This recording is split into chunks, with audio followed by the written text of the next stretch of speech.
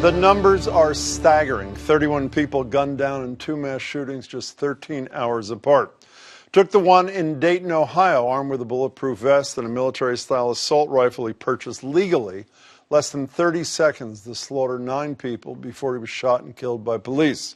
And just a few hours earlier, a Walmart in the border town of El Paso, Texas, 22 people, mostly of Latino and Hispanic heritage, were murdered by a 21-year-old white supremacist with another legally purchased assault-style weapon. That shooter was captured by police and will likely face federal hate crime charges. Drove 10 hours to get to the store to fight what he called, in an online manifesto, an Hispanic invasion of Texas, a variation on a phrase we've probably heard before. People hate the word invasion, but that's what it is. It's an invasion of drugs and criminals and people. In a White House address this morning, President Trump condemned the racist ideology behind the massacre.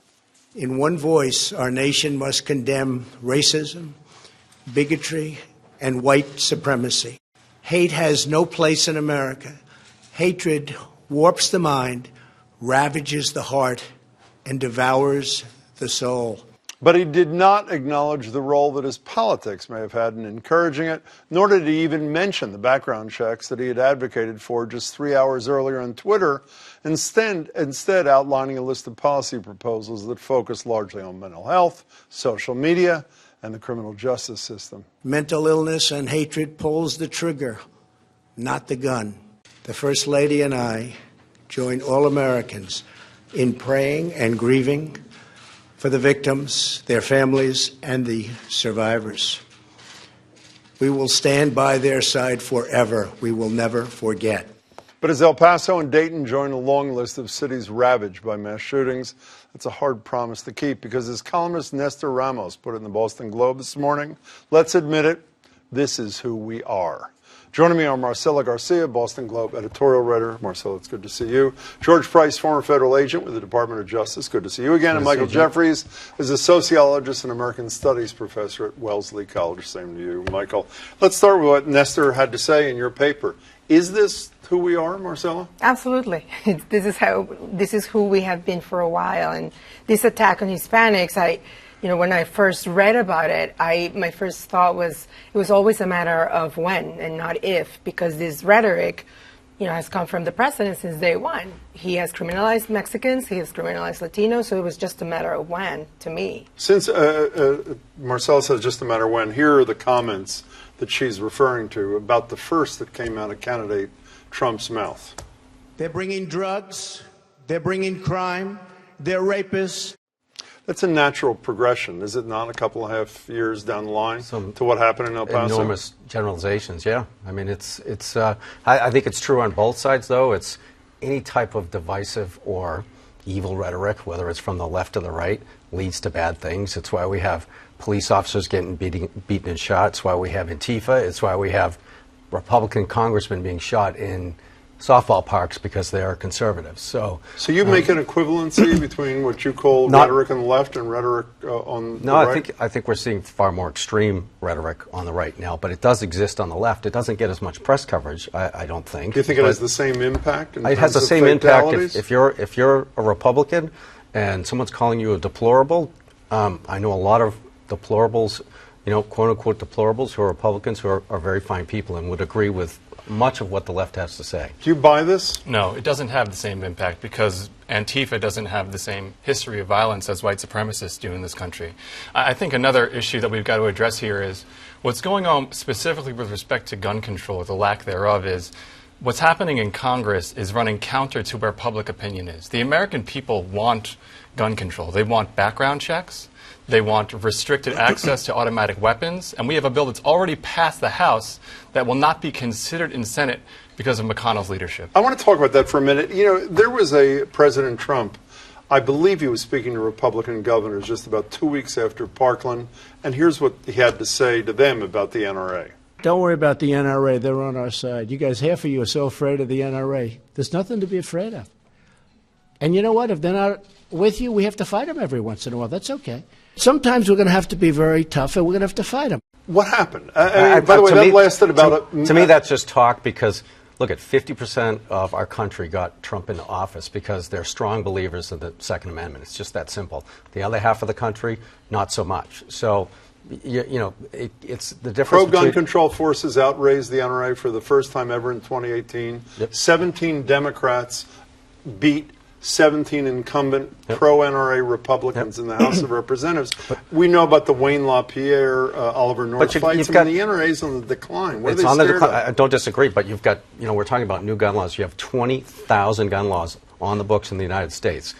The problem is most of them often aren't getting enforced. That's the issue. We have very tough gun laws. The problem is they're not getting enforced. We don't have an assault weapons ban that was not only used in these two, but was used in Gilroy as well. To me, an assault weapons ban, frankly, is, having worked in law enforcement, been a lawyer for years, is a fool's errand. Why? Because if you take away those guns, the same damage can be done with a shotgun or 2 handguns or 3 handguns.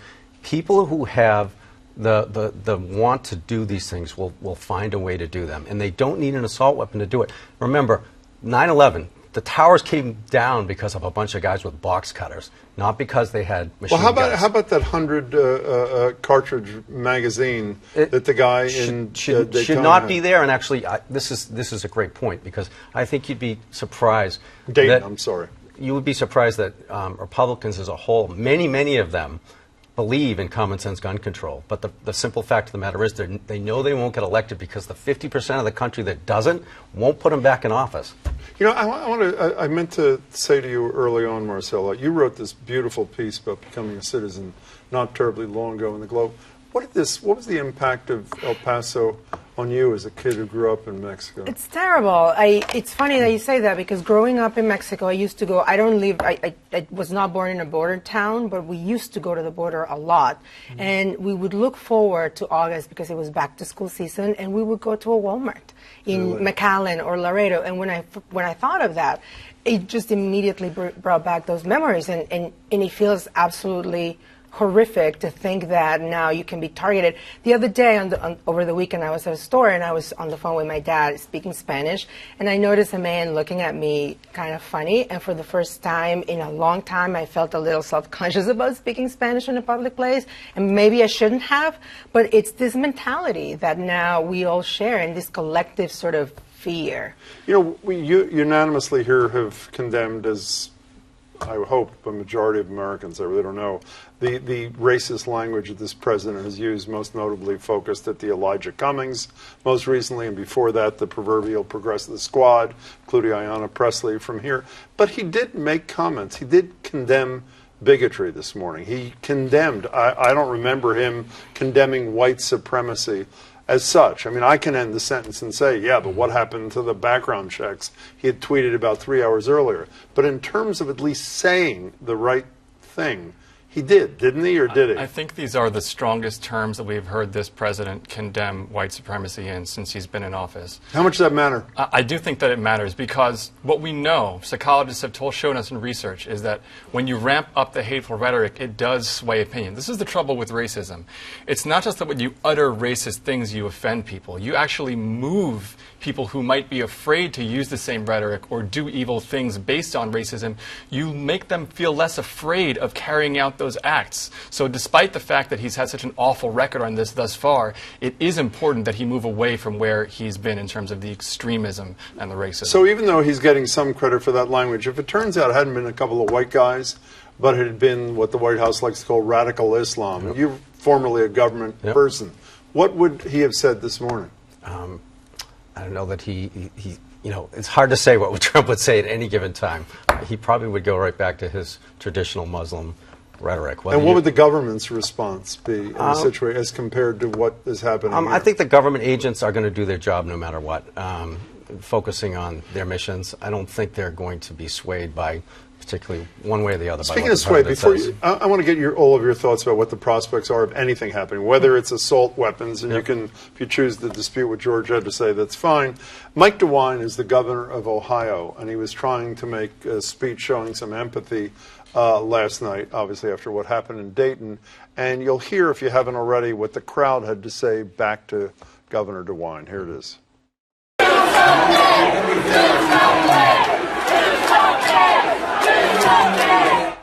Will they do something? I mean, most of us were naive enough to think 20 dead 6- and 7-year-olds would do it.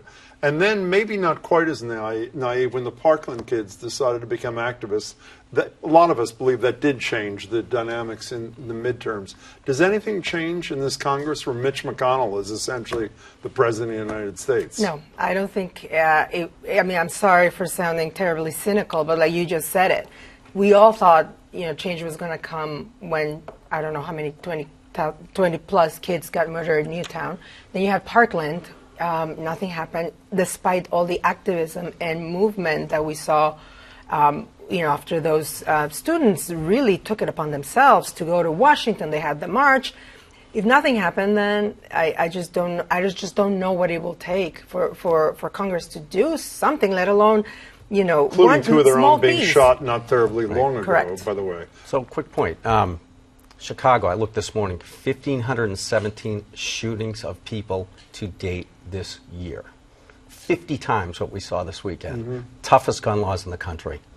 What is it that you want Congress to do? Well, except that the universal background checks, for Right. instance. You know, Right. like you may not believe that, you know, an assault ban weapons Right. brings about meaningful change, but a universal background checks policy is what most people agree on, and that hasn't happened. So are you suggesting that there's no change in laws? I don't just think, the force would in this exist? instance, I don't think you're going to see anything change. I think you, No. I'm not asking. I think I'm you would be. using- I think you would be surprised that a lot of Republicans agree with universal background Forget checks. Republicans for a second. A lot of the huge percentage of the NRA agrees with background. Absolutely. My question is based on what you said about the assault weapon ban before. Is there any gun change? You're the czar of gun reform. Is there any gun change you think would help the situation or no? I think, number one, prosecute the crimes that are on the books. Enforce the statutes we have. A statute in Massachusetts we have says you go to jail for 1 year if you're carrying an unlicensed firearm. It does not happen. I've worked as a prosecutor in our courts.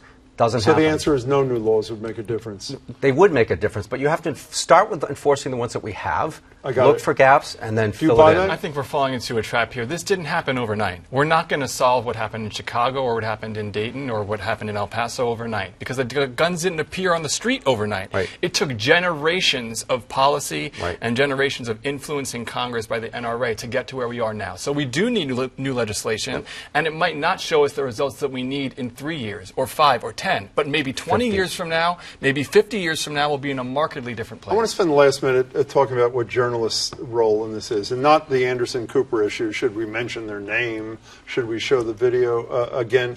A number of years ago, the Los Angeles Times said they will no longer publish letters from climate change deniers, that there's no other side to this. Should people like me and her consider there to be no other side on the issue of common sense gun reform?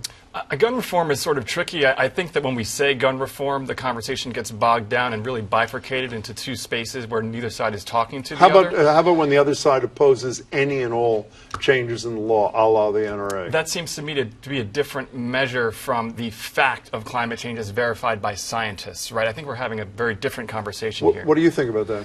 I don't think we should refrain from, you know, publishing to sites or, you know, I always think about this notion of, you know, light is the best disinfectant. Yeah. You've got to be able to understand what the opposition is to be able to present the facts correctly. She's not optimistic. Are either of you at all? You seem to have a scintilla of it in there. I believe in democracy. I really do. I mean, I think that the public is tired of this. Unfortunately, our electoral system is slanted toward the right now with gerrymandering and a number of other barriers for Democrats to get elected. But if the public sentiment continues to go the direction that it is, eventually we will start to see at the state level and the federal level the pendulum swing in the other You direction. don't worry about the Supreme Court undoing whatever pendulum I'm swing there terrified. is? I'm terrified of the Supreme Court undoing it, but I think we have to start somewhere, and the place we start is the place where the Parkland activists started. 15 seconds. A little optimism, a little pessimism. You can sell Those it. two 50% need to come together and start talking. Otherwise, nothing's going to change. Thanks for your time. Michael, good to see you. George, thank Jim, you. good to see you. Marcela, Thank you for I having appreciate me. your time.